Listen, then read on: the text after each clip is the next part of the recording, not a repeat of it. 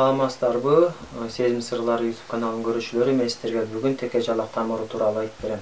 Теке жалактын өскөн жери бул бийик тоолуу жерлерде өсөт, 3500 метрден өйдө жерлерде өсөт. Бул чөптүн тамыры. Чөптүн тамырынын пайдалуу жактарын айтып берейин. Бөйрөк, ашказан, ичек ооруларына, табарсак ооруларына, дисплазияга, зара чыкпай атканда, бөйрөк жакшы иштебей атканда, бездер жакшы иштебей атканда ушуну ичкен жакшы.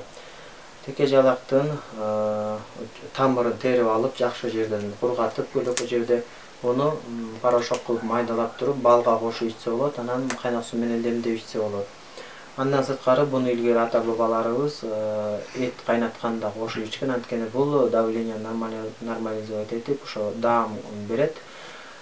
Чучукка кошуп эметсе дагы болот. Этти сүрсүткөндө дагы ушундан кошуп илгери колдонуп жүрүшкөн.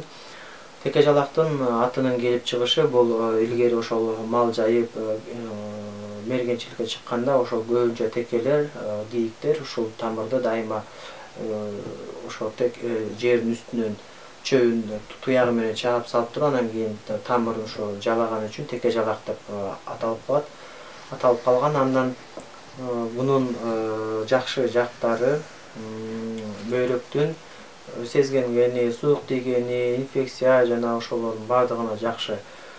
Бунун даяр жасалган мындай кучала кошулуп, теке жалак кошулуп жасалган дарысы, мумия кошулуп жасалган. Ушуну ичсе дагы абдан жакшы пайдасын тийгизет. Давление нормализовать этип, адамга күч кубат берет. Бунун зыяндуу жагы көп, өлчөмүнөн көп ичкен. Анан индивидуальный непереносимость деп адам организми ушул чөпкө эмеси аллергиясы бар болсо ичкенге болбойт, анан жаш балдарга ичкенге болбойт. Калган адамдардын бардыгы эле иче берет. Бул теке жалакка алтын тамыр кошуп ичсе болот, марал тамыр, теке жалак, мейир чөп кошсо болот. Өзүн иче турган болсо, мындай аракка же болбосо спиртке ачытып алып, ачытмастан ичсе болот. Андан сырткары буну жөн эле чайнап жеп жүрсө дагы жакшы болот. Бул теке жалактын дагы бир жакшы жагы даам абдан жыттуу болот, аябай буркурап жыттанып турат. Ошон үчүн буну кыйынчылыксыз эле ичсе болот. Балга кошуп ичкенде буну биринчи порошок кылып алып, ошол порошокко бал менен аралаштырып алып, анан күндө кечинде ичсе болот. Ошол эле бал менен теке жалакка мумиядан кошуп алып туруп, ошо мумия үчөөнү аралаштырып алып туруп анан ичсе болот.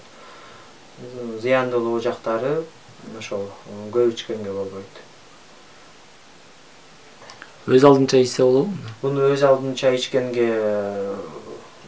алдынча желательно ичпей эле коюш керек. Буну деген билген адамдардан эле сурап, билип, анан кийин ичпесе, бул зыяндуулук жактарын дагы болуп калат. Организм ар кандай болуп калат. Кээ бирлердин чөптүн аллергиясы бар болуп калат.